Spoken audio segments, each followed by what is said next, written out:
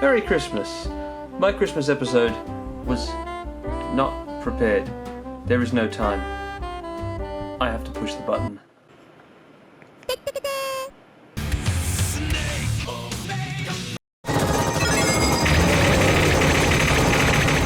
So, a witch and a fairy are shooting copious magical bullets into a spinning stone head in the sky until it explodes. How do I go about explaining this? In the 1970s, 4 video game archetypes emerged: tennis, spaceship shooter, driving, and adventure story. These are also early examples of different styles of play: player versus player, player versus environment, player versus time, and player reads a book. Every video game that exists is built on these 4 archetypes, and the 5th one, SnakeOfBacon, which was introduced in the 80s and pulls this entire analogy apart. Great. Let's move on. You know that shoot-em-ups exist, and if you didn't, you do now. This is a shoot-em-up or shmup. It has a scrolling playfield, lots of weak little enemies, and a few powerful enormous ones. And you shoot 'em up.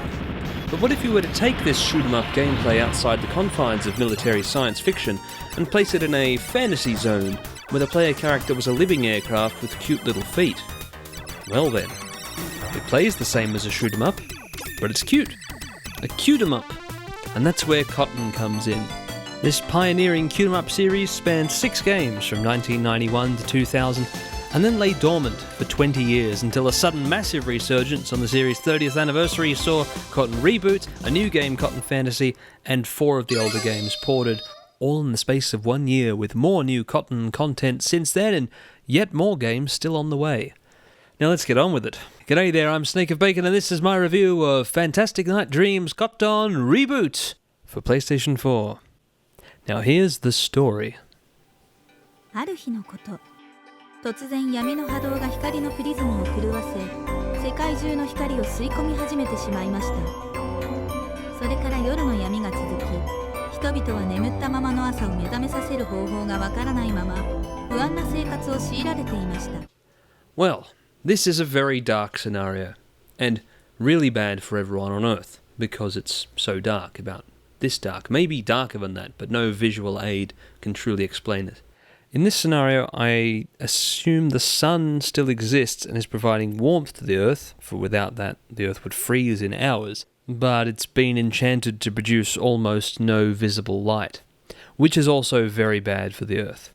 Without light, photosynthesis will halt worldwide, trees and crops will wither, and the shops will very quickly run out of frozen pizza. We'd be doomed in weeks. しかし、そんなことには全く無関心で、ウィローが大好きなコットンという魔法使いがいました。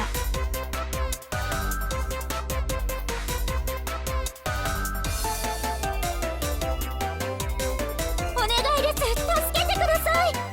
私の世界が闇の魔物たちに支配されてしまいました。どうか闇の魔物を倒して、私たちの世界を救って。あれ？ちょっと魔物のボスを倒せば妖精の国名産のウィローが手に入るのにな。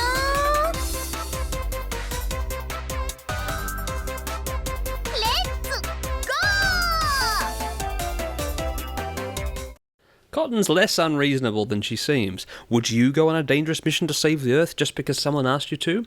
Or would you go on a dangerous mission to save the Earth just because Jersey caramels? So the stakes are established and off we fly to save the Earth from demon birds and fish. These are the forces of darkness? Oh, there are little blue devils too. That makes a bit more sense. So there's an energetic soundtrack, beautiful painterly backdrops, and a whole lot of very bright exploding things. In Cotton Reboot, you only need to hold down one button. It's rapid fire and Silk's diagonal bombs. And why is the moon a skull? You know what, I can't explain any of this. This is all much too fast. Let's go back to the older version of the game for a while. Because also included in Cotton Reboot is the 1993 port for the Sharp X68000. A very expensive platform for gaming in the late 80s and early 90s. Not a console, but a computer for work. A computer which received a whole lot of very good arcade ports. mostly because it had the same CPU as the arcade machines and a lot of RAM for its day. 2 megs! Now, Cotton here, you'll see, is less manic. There are less bullets on screen due to sprite limits. Only 3 of Cotton's shots can appear at once, so it's not really rapid fire until you're really close to something. And those yellow jewels, they drop a lot faster in this version. You have to sort of juggle them by shooting them, which is a very important system for the game. Yellow ones give you XP. If you shoot them a bit, they turn orange and give you a bit more XP. But if you shoot them a bit more, they'll turn blue, red, green, and purple, which allow you to use the game's different magics. Each of the 4 magics has 2 different modes, and we'll get into that later. One maniac put wings on eyeballs. That's such a bizarre enemy.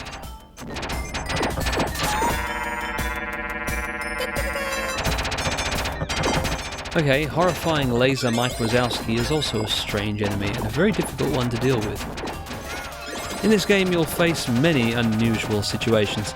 That's just how shoot-em-ups are. What would a shoot-em-up be if nothing crazy happened? You know, how boring would this flying head be if it didn't have an extra cannon pop out the bottom?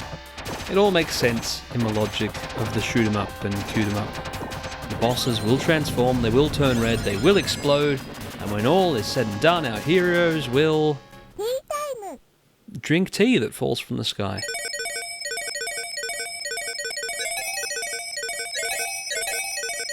The kanji on the teacup says kotobuki, which means long life or congratulations. I'm not sure why Cotton is the small one in this picture. Now, you can see one of the original cutscenes with the new dub.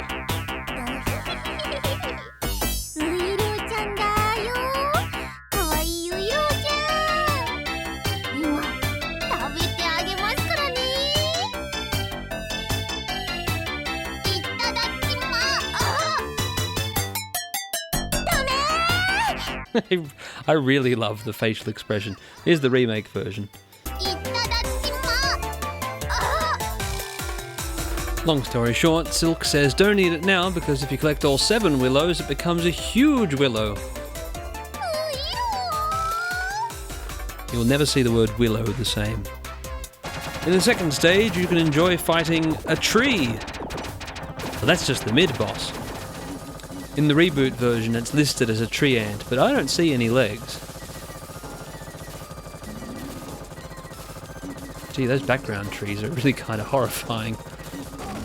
Maybe this would have been a better Halloween special. Of course, my Halloween specials are supposed to be Super Burger Time and The Last of Us, but they're both running extremely late. Even this Christmas special is late. Now it's the 30th! Oh, man. Okay, now I should be commenting on the action. Wow, these labelled constellations in the sky are a pretty interesting backdrop, as with the new horrifying evil moon. And one of my fairies got stuck fighting a cloud on my left and it's just returned. It may have been Silk or it may not have been, because as you can see I have 3 nearly identical fairies and you can have up to 6. This means you'll get more bomb attacks and your fairy attack will be stronger. Of course the fairy attack you only do when you're out of magic by holding down the magic button. Unless you want to use a fairy attack while using a sub-magic, which you also do by holding down the magic button, but the only sub-magic worth doing is the blue one that gives you a barrier, although red sub-magic does give you fire fairies, which damage everything they run into. There are a lot of systems in this game. Maybe not a high amount for a shmup, but just enough to make it seem confusing to a newcomer, but really, there's not much to it. You just shoot the big thing, and now I'm fighting death. It's stage 2 and we're already fighting the personification of death. How can there be more bosses after this? I'll tell you how. You just make a bigger, more impressive boss than death. Just make sure that when you're trying to shoot the boss, especially when in Jewel Fever, you're not trying to shoot through a black jewel because you can't shoot through those, you have to pick them up. Now, what was I talking about? Right, does Medusa look like Princess Tempura from that one episode of The Simpsons? You think so too? Thank you, Dora the Explorer audience. Now I'm going to drop an asteroid on Medusa. Have I sold you yet on Cotton Reboot? That's one point of a review, it's not the whole point. I'm discussing the qualities of this work and what it illuminates about society. Well, maybe I haven't got there yet. But I can tell you what this game is good for. Being a gateway into the shoot-'em-up genre, letting you practice for There are many, many more difficult games ahead. Not that this game's easy. It has these downhill, backwards, diagonal parts where you have to dodge all these shots. It's a good thing Cotton's hitbox is marked. And this is the only game where you can battering ram death to death with a fairy. Once you've played the game once, you can play as Silk the Fairy instead, with Cotton in the background. The penultimate stage of the game is either Mordor or Hell or something. And the X68000 version has the best 16-bit lava I've ever seen. The Reboot version has a far more beautiful backdrop overall, but doesn't have the same animated glow to the lava. Still, I love it and it's very metal.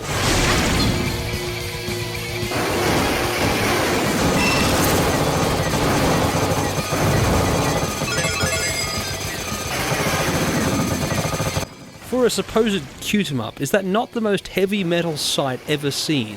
A witch shooting lightning out of a finger at a dragon breathing astral fire out of a pentagram as it falls into and re-emerges from a pool of lava.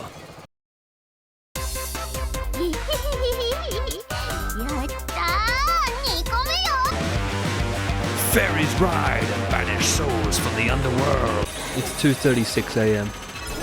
You want more? Look, there's another character you can play as. Play as. Applica Pumpkin from Cotton 2, the fourth Cotton game. And you can play as Apply's hat companion, Needles. 4 playable characters in Cotton Reboot. You want more modes? Play Time Attack, where you can practice what you need to do for score maximization and just shoot 'em up gameplay in general. No bosses, no direction changes, just pure shoot 'em up action and more large numbers on screen than is necessary. Just revel in its madness and ruining of the compression algorithm.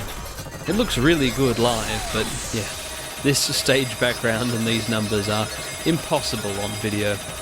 Now, as you can see here, I'm scoring 1,024 times more points with each hit, which is how you're able to score millions in seconds. And you can do this in the main game too, and that's how you'll work your way up the leaderboards if you care about such things. Or more likely, you just get a kick out of seeing the screen covered in 512s and 1024s. Big number. For whatever your motivation, it's good to practice. Getting better at a shoot 'em up is very satisfying. When you can get through without using 30 continues and only 20 or so, it feels good. I still haven't shown you the final boss, and I'm not going to.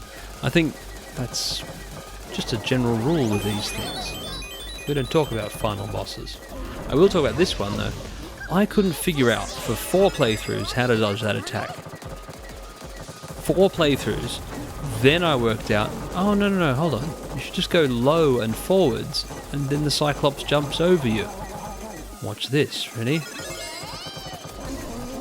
I feel so genius now I dodged that previously thought undodgeable attack. I can even dodge these eyeballs. I feel invincible.